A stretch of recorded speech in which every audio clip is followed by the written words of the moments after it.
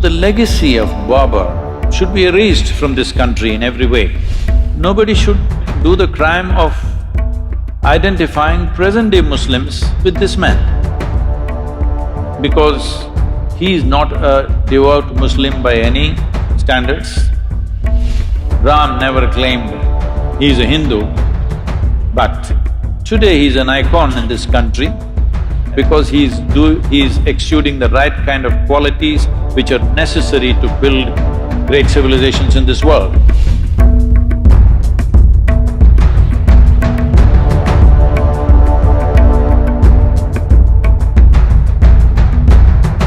To give you some sense of what we are, two different dimensions of what it is and why we must be careful about what stand we take is, Ram is over 6,000 years ago.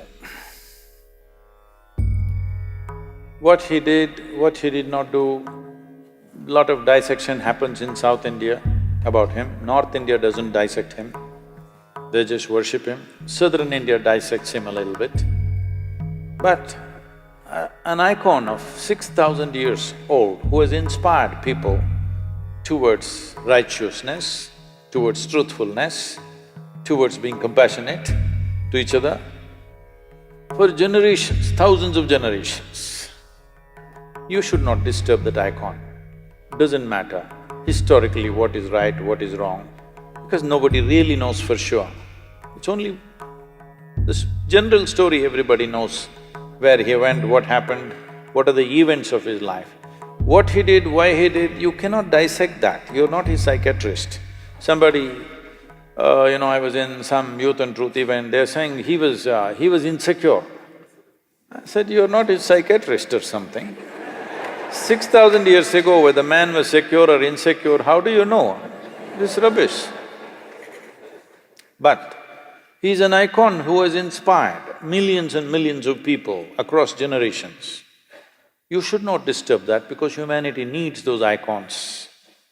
You can take up Ram, you can take up Krishna, you can take up Jesus, you can take up Buddha and find faults with them and today tinker with them. See, he did this was not okay, that was not okay, he was racist, he was this, he was that. This is rubbish. This is all relevant to people who are here now. 6,000 years ago, you want to judge him now? No, he is serving humanity as an icon. That icon should not be disturbed. What is he an icon for? He's an icon of stability, not impetus action. When action is needed, he is very decisive, but never reacts to anything, he is conscious action. Even if it's war, he will do war. Surrender, he will do surrender. Give up his kingdom, he'll do give up his kingdom. But everything consciously in a balanced way. This is what we are worshipping him for, because he has a freedom of going through the drama of life, extreme drama in his life. But he goes through the drama effortlessly. He goes through the drama without reacting. He goes through the drama without any sense of angst or anger against anybody. When he kills Ravana, who stole his wife and causing havoc, he comes and repents for his death, that I had to do this. This is a kind of man, you don't disturb him. Well, at least that's a story, don't disturb the story. Geographically, was he born in Ayodhya? Yes. Was he born in this point? Come on, do you know in which point you were born? Hello? Forget about a man 6,000 years ago, you're still living. Do you know exactly at which spot your mother delivered you? I'm asking, does anybody know? No, so it's ridiculous argument. Now Babur. Babur is the third generation after Genghis Khan.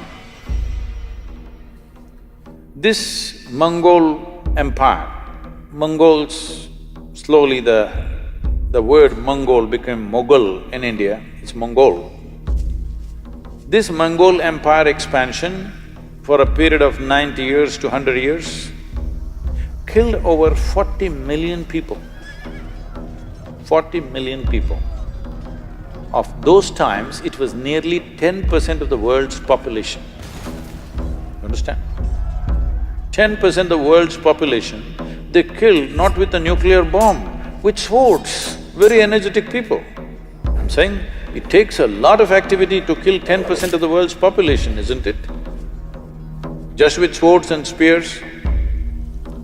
So wherever Genghis Khan went, he made a rule. All the males, wherever he conquered, all the males who were above the height of a cartwheel. Those days, the height of a cartwheel, which went with the armies, was always about 38 to 39 inches, about that much. Anybody who is above that height was killed. And then it is a practice of the Mongols to pile up all the severed heads into a big mountain. So the women were taken as slaves to service the soldiers, or they were sold in various markets across Middle East, Europe, everywhere they were sold. So they spread like this. After Genghis Khan came Taimur Lung. Taimur Lung bore Babur. Taimur Lung came right up till Delhi, his empire.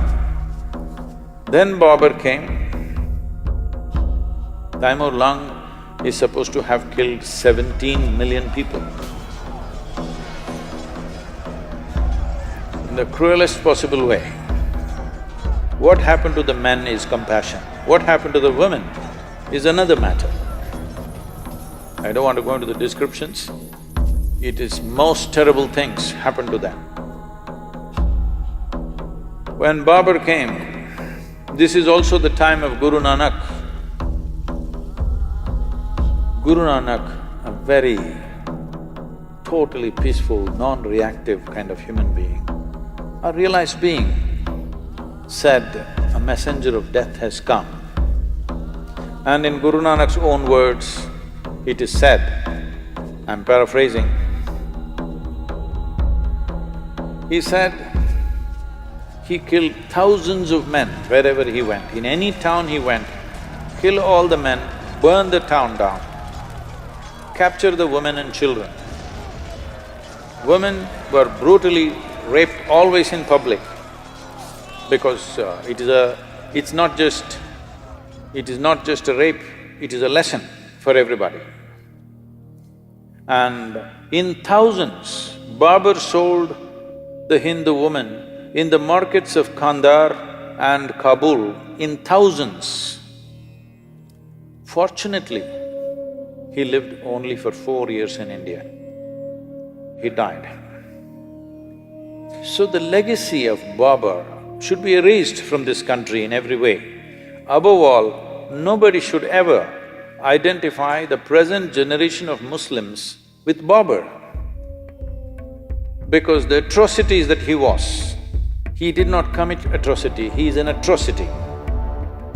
Genghis Khan was not killing for religion, it's just power and conquest. Taimur Lung also largely conquest, slightly a religious tinge came, but Babur used the religious connotation very strongly, and it gave him more power to kill because he thought he was doing jihad. Many times he ransacked Muslim towns also, Muslim populations also he killed. So he used religion very conveniently, according to his convenience. So him building mosques is not out of piety, not out of devotion, not for prayer. It is also an establishment of power. Whether it's a Hindu temple or a Jain temple, everything he broke. One prominent Jain temple he destroyed because in the cave what they had carved, the figures were naked, so he made sure the entire thing is destroyed.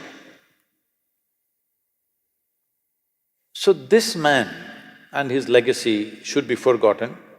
Nobody should identify themselves with that, because that is not going to lead to a good future. And nobody should do the crime of identifying present-day Muslims with this man, because He is not a devout Muslim by any standards. He is not a devotee of any kind. He is a tyrant of the worst kind who very powerfully used the name of religion to impact wherever he went.